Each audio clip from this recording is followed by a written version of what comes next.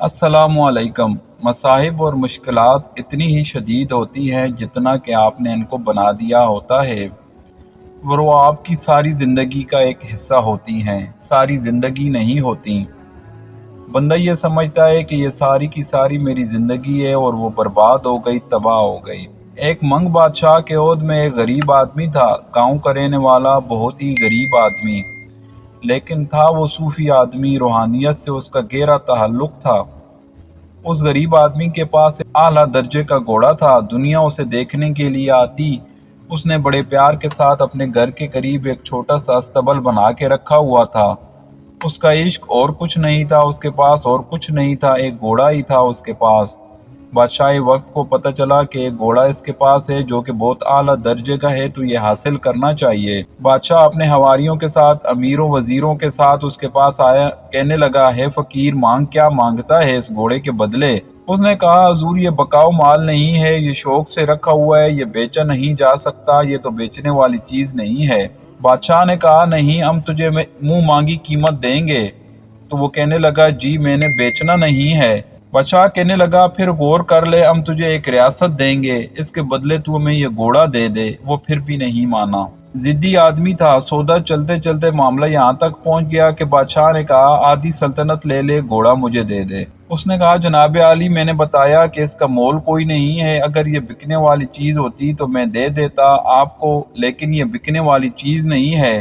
تو بادشاہ نے کہا، اچھا تیری مرضی۔ جب بادشاہ چلا گیا تو گاؤں کے لوگوں نے کہا، تو کتنا نالائق، بے وقوف اور کتنا جاہل ہے کہ بادشاہ وقت تیرے پاس آیا، اس نے آدھی سلطنت آفر کی، اگر تجھے ظالم مل جاتی تو ہم بھی مزے کرتے، سارے گاؤں کے مزے ہوتے، تو ہمارا بادشاہ ہوتا۔ ظالم تو نے یہ کتنی بڑی حماقت کی ہے، کتنی بڑی خوش نصیبی کو گھر آئے دھکا دے دیا، باہر پھینک دیا۔ تو وہ کہنے لگا کہ وہ عجیب و غریب آدمی تھا کہ میرا گھوڑا ہے، اس نے اس کا مول لگایا، میں نے نہیں دیا، اس میں خوش نصیبی یا بد نصیبی کی کیا بات ہے؟ یہ تو میری زندگی ہے، میرا گھوڑا ہے، خوش نصیبی تم کدھر سے نکال رہے ہو؟ میں نہیں دیتا۔ گاؤں والوں نے کہا، تو ضدی آدمی ہے، تو شروع سے ہی ایسا ہے اور تیرے مزاج ہی ایسا ہے۔ تھوڑے عرصے بعد کیا ہوا، صبح اٹھا چارہ ڈالنے کے لیے تو وہاں دیکھا کہ استبل میں گھوڑا نہیں تھا، استبل خالی تھا۔ گاؤں کے لوگ آئے، روتے پیٹتے کہنے لگے، ہمارے گاؤں کا حسن تباہ ہو گیا، تو جسے کہا تھا نا کہ بادشاہ وقت کے ساتھ زور آزمائی نہیں کرتے، تیرا گھوڑا تیرے پاس نہیں رہا، تیرے ساتھ بڑا ظلم ہوا، تو تباہ ہو گیا، برباد ہو گیا۔ اس نے کہا، میں کہاں سے برباد ہو گیا، کہاں سے تباہ ہو گیا؟ ایک گھوڑا تھا، چھوٹی سی چیز تھی، میری زندگی تو بہت بڑی ہے، یہ اس کا ایک حصہ تھا، اس کے اوپر میری ساری زندگی کو کیوں پھیلا رہے ہو؟ چونکہ تمہارا گھوڑا چلا گیا اس لیے تم برباد ہو گئی، یہ معمولی سی بات ہے۔ انہوں نے کہا، نہیں، تو بے وقوف آدمی ہے، تجھے اللہ نے عقل ہی نہیں دی۔ وہ پھر واپس چلے گئے۔ کوئی 1 مہینہ 11 دن کے بعد اس کا گھوڑا انہناتا ہوا واپس آ گیا۔ اس کے ساتھ 11 نئے جنگلی گھوڑے تھے۔ وہ کہیں بھاگ گیا تھا جنگل میں، اور جنگل میں جا کر انہیں سیٹ کرتا رہا، اور وہ سارے اس کے عشق میں مبتلا ہو گئے۔ تو 11 گھوڑے نئے اعلیٰ درجے کے ساتھ لے کر آ گیا۔ جب اس نے دیکھا تو بڑا خوش ہوا، انہوں نے رسے ڈال کر سب کو وہاں کھڑا کر دیا۔ گاؤں کے لوگ آئے، انہوں نے کہا، تو بڑا خوش نصیب ہے، تیرا گھوڑا کھو گیا تھا اور دیکھ تجھے کمال کی چیز لا کر دی۔ اس نے کہا، میری کہاں خوش نصیبی ہے، گھوڑا تھا، چلا گیا تھا، واپس آ گیا، تو میری ساری زندگی کچھ اور ہے، اور تم ایک واقعہ پکڑ لیتے ہو۔ تم اتنے نالائق لوگ سمجھتے نہیں، تم آ کر کہتے ہو کہ کیا خوش نصیبی ہے۔ وہ جو گھوڑے جنگل سے آئے تھے، وہ جنگلی گھوڑے تھے، اب ان کو سدانا بڑا مشکل کام تھا۔ تو اس آدمی کا ایک اکلوتا بیٹا تھا، بہت پیارا، جی جان سے عزیز تھا۔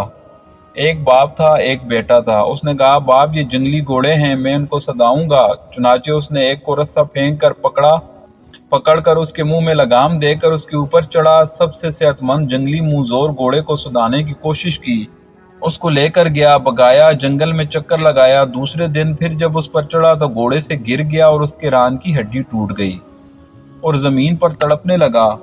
اس کا باپ آیا، اس کو اٹھا کر لے گیا۔ لوگ روتے پیٹتے آئے، تیری بدقسمتی ہے، تیرا ایک ہی بیٹا تھا، تو مارا گیا، تباہ ہو گیا، برباد ہو گیا، ہم تو رونے سے آپا کرنے آئے ہیں۔ اتنا جوان سالا بیٹا، اس کی ران کی ہڈی ٹوٹ گئی، اب یہ تیرے کسی کام کا نہیں رہا۔ اس نے کہا، بھائی، اس میں میری بدقسمتی کدھر سے آ گئی؟ یہ میری زندگی کا ایک حصہ ہے، ایک بیٹا ہے، بیٹے کی ران ٹوٹ گئی ہے، مشکل آئی تو ٹھیک ہے، تم مجھے سارے کے سارے کیوں کہہ دیتے ہو کہ تو مارا گیا، تو برباد ہو گیا، تیرے گھر میں تو بدنصیبی آ گئی ہے۔ اب وہ بدنصیب باپ اور بدنصیب بیٹا اور ان کے 12 گھوڑے رہ گئے۔ تھوڑے دنوں کے بعد بادشاہ کے قریبی ہمسایہ بادشاہ سے جنگ لگ گئی۔ گھمسان کا رن پڑا، جنگ طول اختیار کر گئی تو بادشاہ وقت کو جبری بھرتی کی ضرورت پڑی۔ اس نے ڈنکا بجا دیا، گاؤں گاؤں میں ڈونڈی پھیر دی، اور جو نوجوان بچے تھے ان کی زبردستی جبری بھرتی کے لیے وہ گاؤں میں آ گئے۔ جتنے خوبصورت مضبوط بچے تھے ان کو کان سے پکڑ کر جنگ میں لے گئے۔ اس کے بیٹے کی ٹانگ ٹوٹی ہوئی تھی، وہ کسی کام کا ہی نہیں تھا، وہ اسے چھوڑ کر چلے گئے۔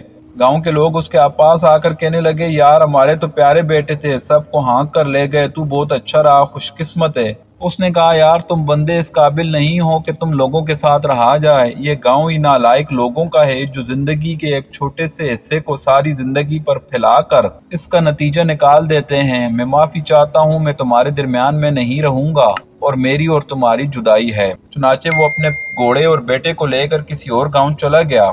دوستو، آپ کی زندگی میں اگر کوئی برا واقعہ ہوا ہے، کوئی ایک دبا آیا ہے، تو اسے اپنی ساری زندگی پر محیط نہ کریں۔ وہ صرف زندگی کا ایک لمحہ ہے، اچھا یا برا۔ جب ذرا سی تکلیف آتی ہے تو انسان غمگین ہو جاتا ہے اور نا امیدی مایوسی میں چلا جاتا ہے، لیکن اگلے ہی لمحے جب اسے ذرا سا سکھ ملتا ہے تو وہ اپنی پوری زندگی کو تصور میں حسین بنا لیتا ہے، حالانکہ وہ صرف ایک وقتی لمحہ ہوتا ہے۔